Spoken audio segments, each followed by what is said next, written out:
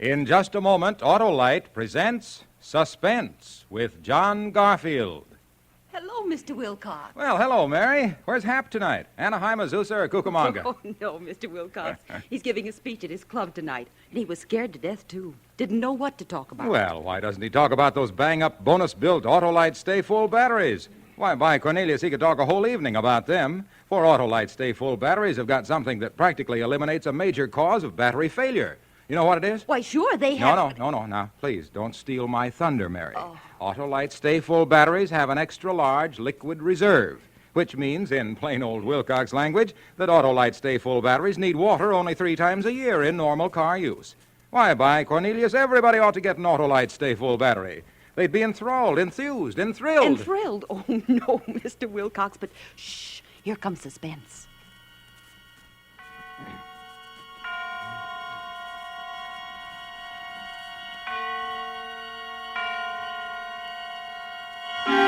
Suspense.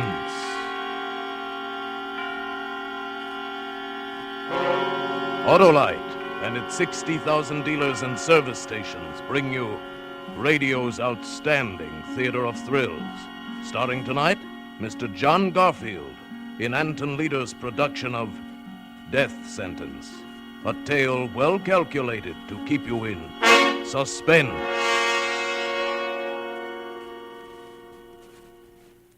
It's hard to tell where it first started. It was 6 months ago that I nabbed a killer, Maxie Dunn, and cashed in $15,000 in reward money.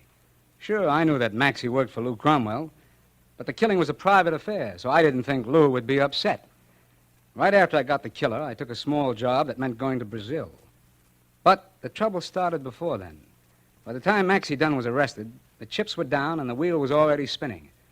Anyway, that's how Lou Cromwell would put it. Lou would know because he knows his gambling. He runs the gambling in this town, along with a lot of other things. I hadn't been back in town 10 minutes when I ran into Brad Cummings, local columnist, in front of the Region Hotel. Well, you're back in town. How are you, Tommy? Hello, Brad. How's the column? Oh, great. Don't even have to write it anymore. I'm reusing last year's stuff. Say, Tommy, I'm just going to a cocktail party in the hotel. Come along. Whose party? Lou Cromwell's. Say, he'll be surprised to see me. Oh, you'll love it, Tommy. Come on. Okay, let's go to your party.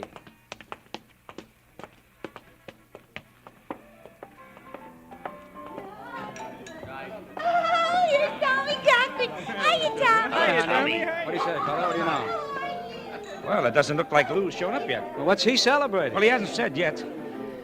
Say, why'd you come back, Tommy? Why shouldn't I? It's a nice town. Sure, except when Lou Cromwell doesn't want it to be. Meaning? Oh, nothing much.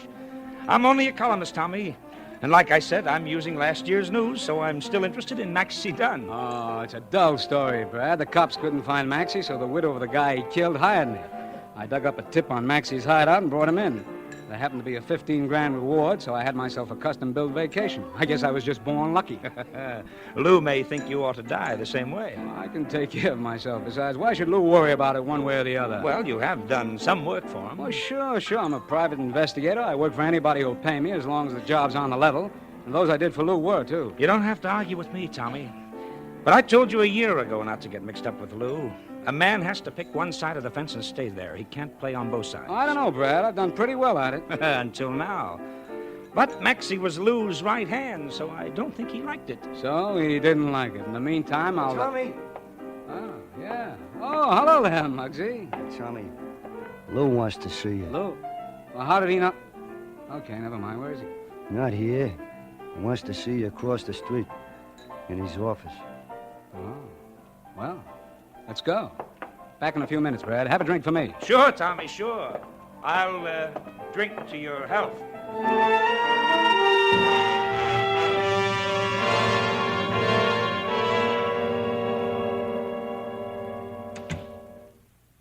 How are you, Lou? Hello, Tommy. Nice to have you back with us. Nice to be back, Lou. Seems to me you heard pretty fast about me being in town. You know how it is, Tommy. People drop in here and gossip, and I hear things. Sit down. Thanks. Cigarette? Sure. Have a nice vacation? Good enough. I guess you're just naturally lucky, Tommy. A long vacation and $15,000 to spend. Now me, I didn't get a vacation. I had to work pretty hard, and it cost plenty trying to save Maxie Dunn. And now it's very inconvenient finding someone to take his place. Well, if you're offering me the job, I'm not interested. I'm glad to see you haven't changed. But seriously, Tommy, you shouldn't have turned Maxie in. Oh, I'm sorry I inconvenienced you. No, it's not only that. You know how it is in this racket. Either you keep rolling sevens and stay on top, or you're on the bottom. It don't look so good for me to let one of my boys take a rap. Oh, he had it coming. Possibly. Maxie was dumb to pull that personal job. But if I let you come in and grab off my boys, somebody will start thinking that Lou Cromwell is slipping. Oh, I never thought of that, Lou. What's the pitch? And let's see. Maxie goes to the gas chamber in 7 days. That's just how long you have to live, Tommy. What? Lou, you're punchy. Maybe. But you and Maxie are going out together. Now, look. You've got 7 days, Tommy. No more. You can take care of the job yourself then, or we'll handle it for you when the time's up. Play it your own way. I could get the DA in my corner. I don't think so, Tommy. You and I have just had a friendly talk. Nobody's made any threats. Besides, you won't win playing that way. Maybe. And maybe there are other ways to play. Not this time. You know, I like you, Tommy. Ordinarily, I'd even like to see you win. But once in a while, the house has to rake in a few chips to stay in business. Yeah, but you better tell the house man to keep his foot off the brake. I'm playing to win, Lou. I knew you would. That makes it more interesting. I get tired of playing with plain suckers. Well, I got a party across the street. Care to come along? I've already been there. It's not much of a party. It'll get better. I'll see you around, Tommy. Don't start brooding about the 7 days. Make the most of them. Oh, you need any money? No, thanks. I'll make out all right. Good. Go out and have some fun. It's a great life, Tommy, as long as it lasts.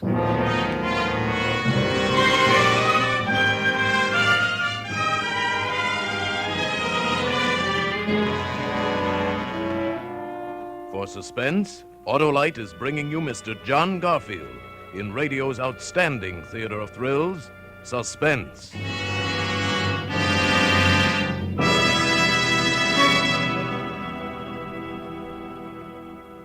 Say, Mary, let me tell you about a most wonderful experience I had this afternoon. Why, sure, Mr. Wilcox. Well, I drove my car into a nearby service station, and the attendant, new man, you see, he said, check your battery, mister. Well, by Cornelius, this is the chance I've been waiting for ever since my grandfather traded his horse for a Stanley steamer. Dear. Young man, I says, that gorgeous hunk of battery you're looking at is an Autolite Stay Full. Why, that Autolite Stay Full battery hasn't needed a drop of water for months. And I'll bet you a $40 fedora it doesn't need water now any more than a goldfish needs a raincoat. Did he take your bet, Mr. Wilcox? I should say not. Bub, he says to me, you can't trick me. I'm an Autolite dealer. Why, I'd rather bet a barrel of bucks on a 3-legged horse than bet an Autolite Stay Full battery needs water. What's more, says he, that Autolite battery is built to last longer than batteries without Stay Full features. It's got oversized electrical capacity, plus fiberglass insulation, and it's one of over 400 automotive, aviation, and marine parts made by the Autolite people in their 26 nationwide plants. Chew on that a while, mister. He says to me, imagine the nerve of this guy, Mary, stealing my sales talk. Me, Harlow A for Autolite Wilcox. Well, you just go feel sorry for yourself, Mr. Wilcox, while I listen to Suspense. And now, Autolite brings back to our Hollywood soundstage Mr. John Garfield as Tommy Cochran in Death Sentence, a tale well calculated to keep you in suspense.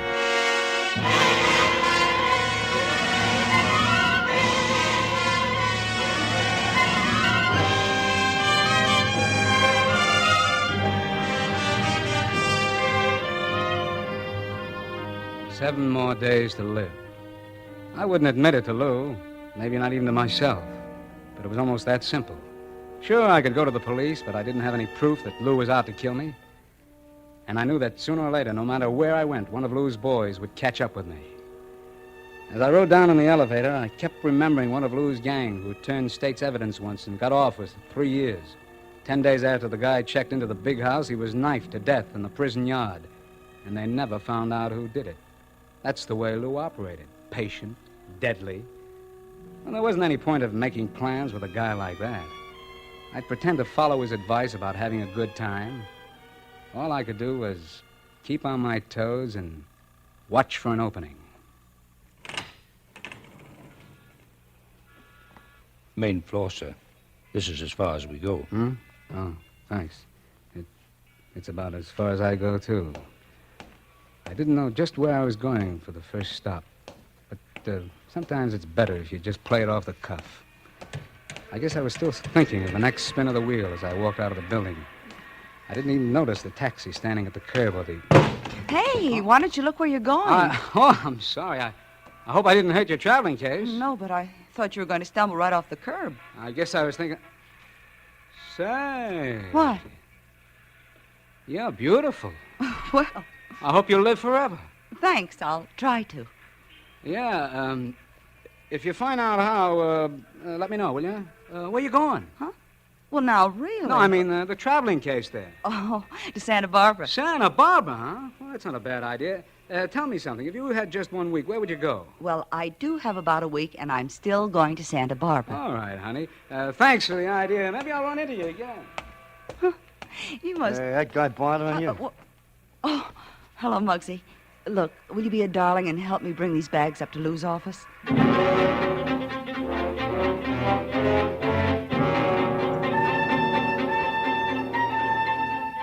I threw a few things into a bag and headed for Santa Barbara. Seemed like a good place to wait for that opening. Lou would never think of me going to a pleasure resort so near. Anyway, 3 hours after I left Lou's office, I was on a plane bound for Frisco. That's right, San Francisco. When I got there, I rode around for an hour and a half in 3 different taxis, then caught another plane out for Salt Lake. From there, I swung back to Santa Barbara, checked in at the Swank Ocean Club Hotel. I was pretty sure I'd shaken anybody who may have been watching me. I could count on maybe 2 days before Lou's boys caught up with me, and by that time, I might have a plan. I wandered around on the beach a while, keeping my eyes open for the other reason I had picked Santa Barbara, and then, when I went inside, I saw her, sitting there at the bar. It was the same girl, and she was alone. Well, I beg your Hello there. Oh, it's you. So you did come to Santa Barbara. Well, you told me, remember? I only suggested that... Yeah, I know, I'm kidding. Mind if I join you? Please do. I'm Tommy Cochran. Tommy... Oh, hello, Tommy. My name's Helen Ludlow. Helen, huh? Maybe it's silly, but I was feeling like a kid in the wrong schoolhouse until I saw you sitting there. I know that sounds like the usual... No, I know what you mean. In fact, I felt the same way. Good. So now we're both happy. I guess we are. Are you here on vacation? Not exactly. I retired yesterday. What about you? I guess I retired, too, in a way. I've seen you somewhere, Helen, but I just can't remember. Probably in a show. I'm a dancer. Sure, that's it. And Top of the Roof last fall. At Bad guess. That was my kid sister. She had a second lead in it. I'm strictly chorus. Strictly chorus? Well, you need a new manager. How about having dinner with me tonight and we'll talk about your career? Well, I don't know if All right. Good. It's a date. Look, Tommy, we met each other entirely by accident, but suddenly we're friends. I mean, really friends. At least, I feel that way. Yeah, I know what you mean. Go on, Helen. But we don't know anything about each other, and that's the way it's got to be. I won't ask any questions, Tommy, and I can't answer any. If we keep it like that, then maybe everything will be all right. Okay, it's a deal. I don't even know why I feel this way. Tell me if you find out. After all, I'm not a kid 16 years old. It just doesn't make sense. Yeah. Well, I've known a couple of girls myself. What are you doing this afternoon, Tommy? Would you like to go horseback riding? Horse? Why, sure, why not? I've never been on a horse, though, but you can always pick me up. Then it's a date. Sure. How would you like a drink first? That's a wonderful idea. A drink to the present. No past, no future.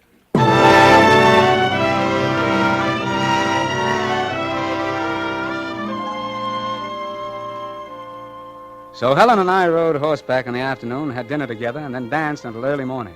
It was great, except that it's hard to be with a girl like that and not talk about the future. I wanted her in my future, only I didn't have any. Maybe she sensed it. I hadn't seen any of Lou's boys. I kept looking around trying to spot them, thinking maybe the guy next to me might even be the one. I kept trying to forget them, and it wasn't too hard with Helen around. She was someone I'd been looking for all my life. And now maybe I'd found her too late. Every minute had to count. and I was still waiting for an opening.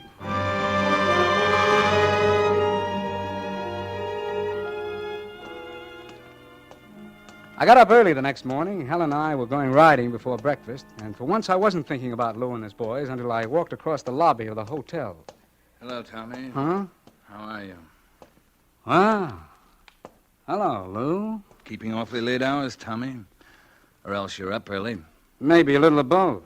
What are you doing here, Lou? Checking in. I just got off the plane.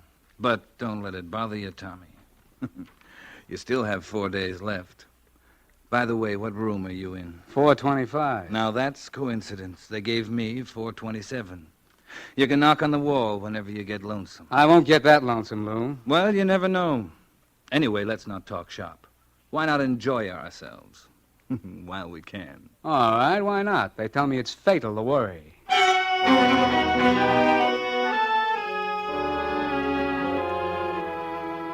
I didn't see him again that day. Helen and I took that ride, went swimming in the afternoon, and then drove down the beach for dinner. The next day was about the same, except we ended up at the hotel for dinner and dancing, of course. Funny, I'd never cared much about dancing before. You know, you're very good at it, Tommy. Even terrific. Dancing? Uh-huh. Oh, I used to be a gigolo. Tommy, did you really? Yeah, no, I'm kidding, Helen. I've been a lot of things, though. Yes. So have I. Anything besides wonderful? Everything but that. Things have been rough sometimes. It's that kind of a world. It may not look it in a place like this. Soft lights and white tablecloths, nice, clean people eating nice, clean food. But down underneath, it's still rough. You can forget it, though, while the music keeps on playing. Yeah. How long you planning to stay in Santa Barbara, Helen? About a week. You? A week? Why'd you come? I can't tell you. And please don't ask me any questions, remember? Let's enjoy it while we can. Yeah. Well, let's eat. Oh, I wish it would last forever. I mean this week. Maybe this is forever, honey. Here we are. Oh, thanks, Tommy. What's this? You didn't order champagne, did you? No, they must have made it. Oh. I sent it over, Tommy. I thought you might like it. Nice of you, Lou. Thanks. Well, do I get to meet the lady, or are you starting to hold out on your old friends? Helen, this is Luke Cromwell, Miss Ludlow. How do you do? You two make a lovely couple. You both seem to be having a lot of fun out there on the dance floor. That's right, we were. I'm glad to hear it. Have all the fun you can while you're here. Life's too short to waste any of it. Don't you think so, Tommy?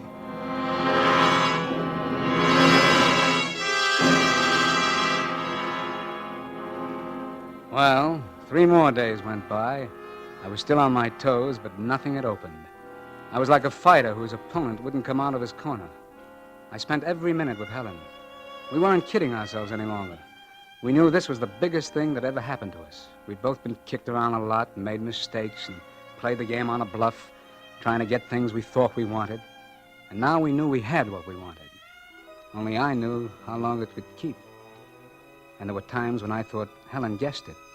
Maybe it was because she didn't ask any questions, as though she already knew the answers. Finally, it was nearly noon of my 6th day. I had a date for an early lunch with Helen, so I walked down the hall to her suite. I guess I was about 10 feet away when her door opened. All right, honey. And we'll leave it that way. Just see that you deliver in 2 days. Thanks, Lou. I'll try to. Tommy. You haven't changed rooms, have you, Lou? Tommy, it's all right. I knew Lou before I came here. That's right, Tommy. Helen and I are old friends. Oh? I thought I introduced you. That was just a little idea of mine. I've got to run along now, Helen, unless Tommy has something he'd like to talk over. No, Lou, just run along real fast. Take it easy, Tommy. It may not make you live longer, but you'll be happier. See you around. Would you like to come in, Tommy? Thanks. All right, let's have it.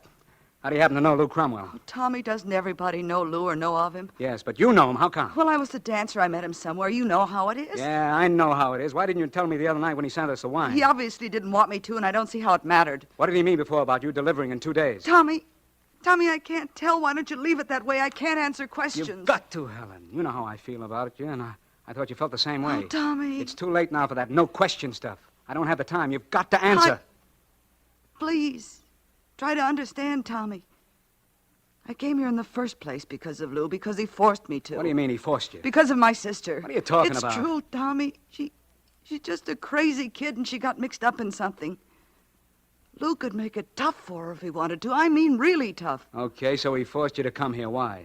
To do something I didn't want to do, but that I had to. What? I can't tell you, Tommy. I didn't want to. Believe me, I have to, and that's all. All right. All right. I believe you. Oh, Tommy, I guess we're the kind of people who never win, no matter what. Helen, I've done some pretty foolish things, been around a lot. I know what you mean. But it's never been like this. I've never been in love with anybody before like this. Oh, that goes for me, too. Will you do something for me? Something important? What, darling? Marry me tonight. Tommy, Please, honey. I don't know. What do you say? I never wanted anything so much. And I ought to have just one thing I want. We both ought to. All right, Tommy. Tonight. We were married at 8 o'clock with a hotel musician playing "Oh, Promise Me" on a pint-sized organ. And then Helen went to her suite to change for dinner. At least that's what she thought. But I had a different plan. I was going to make my own opening and take her along. Oh, I ordered the dinner, all right, and made a big noise about it in the dining room, and then I went straight to my room. A charter plane was already warmed up and waiting at the airfield, and I had a taxi at the rear door of the hotel. This was going to be a fast break, and I wasn't even taking any luggage. Nothing, except Helen and me, and a .38 automatic strapped on under my coat. It was about a half hour later when I finally went down to Helen's suite to pick her up. She didn't answer, so I tried again.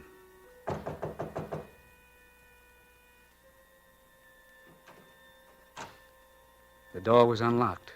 Helen? It's Tommy, Helen. She wasn't in the sitting room or the bedroom, so I finally opened the door to the bath. I looked around, but she wasn't in sight. Then just as I started to leave,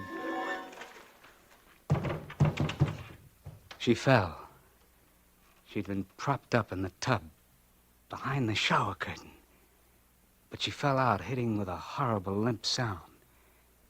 She was dead. Strangled.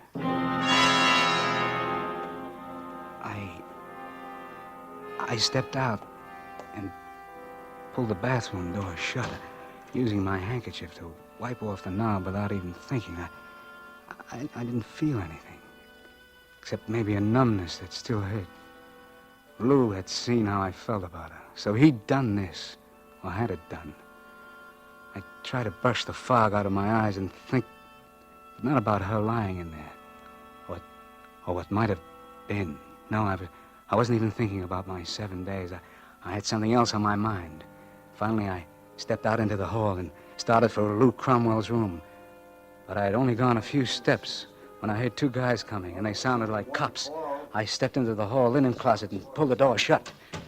Some guy calls up and says this dame was just been killed, and we'd find the killer still there. I don't know. I got it then. Lou had not only killed Helen, he called the police and said I did it. It didn't take long to reach his room. Oh, it's you, Tommy. I thought it was one of the boys. No, it's me, Lou. I'm a little surprised at this visit, Tommy. Where's your new bride? Why'd you do it, Lou? Oh, you've already been there then. I thought you'd stick around longer after you found things. So the cops would get there? Well, something like that, maybe. You didn't have to do it that way, Lou. Not to her. Why'd you do it? You mean you don't know?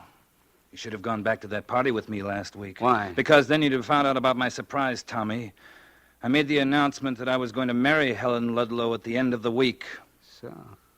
So that's what you were forcing her to do. Oh, let's just say that I proposed and conditions were such that she accepted.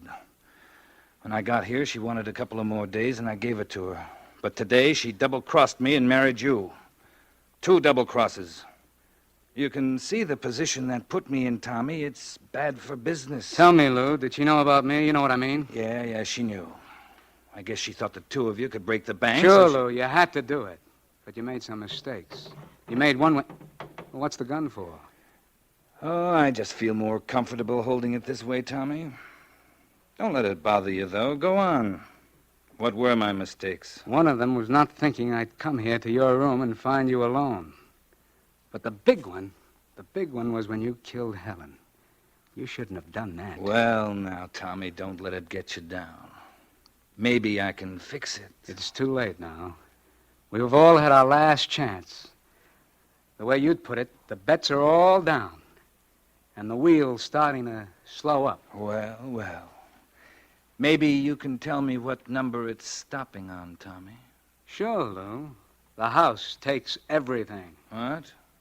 It's already stopped on 00.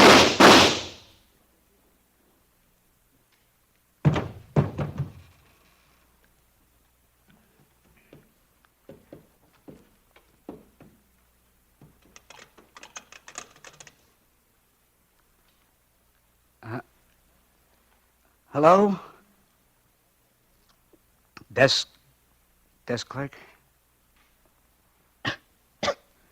I'm a stranger in town. How do I find the chief of police?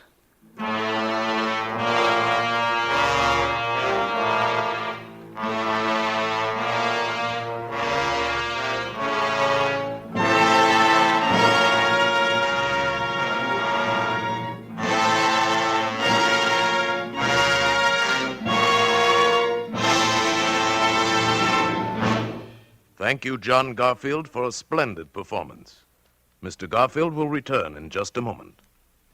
Mr. Wilcox, you look all out of breath. Did suspense get you? Me? Out of breath? Why, I only need 3 breaths a year in normal Wilcox use. What? I mean, Autolite Stay Full batteries need water only 3 times a year in normal car use. My, I'm glad you got that straightened out. Well, friends, here's something I'm really straightened out about. If you mean to make the most of your next battery buy, if you want to practically banish one cause of battery failure, then hie yourself down to your nearest Autolite dealer bright and early tomorrow morning and get your car a brand new Autolite Stay Full battery. Why, your friendly Autolite dealer will be downright delighted to put a wonderful, dependable Autolite Stay Full battery in your car. Don't delay. Get your ding-dong daisy of an Autolite Stay Full battery right away. And friends, remember, Autolite means batteries. Stay full batteries. Autolite means spark plugs. Ignition engineered spark plugs. Autolite means ignition system. The lifeline of your car.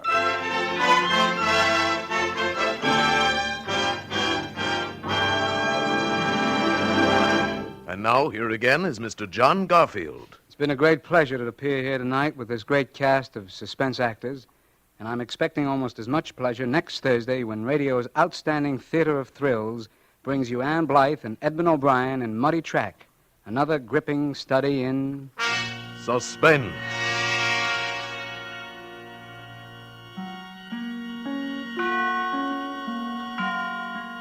John Garfield will soon be seen starred in the Roberts production Force of Evil, presented by Enterprise Studios and released through Metro-Goldwyn-Mayer.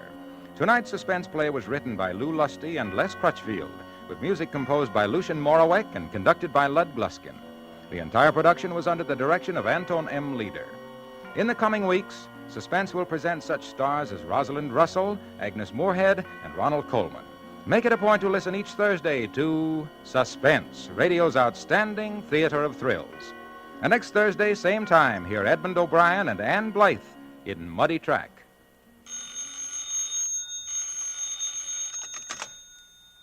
The Autolite Suspense Show. Drive as if your life depends on it. It does. Good night. Switch to Autolite. This is CBS, where 99 million people gather every week, the Columbia Broadcasting System.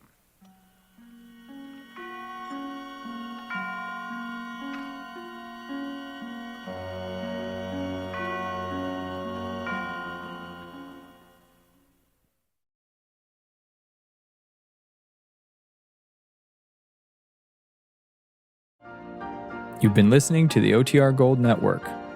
Find more classic radio at otrgold.com.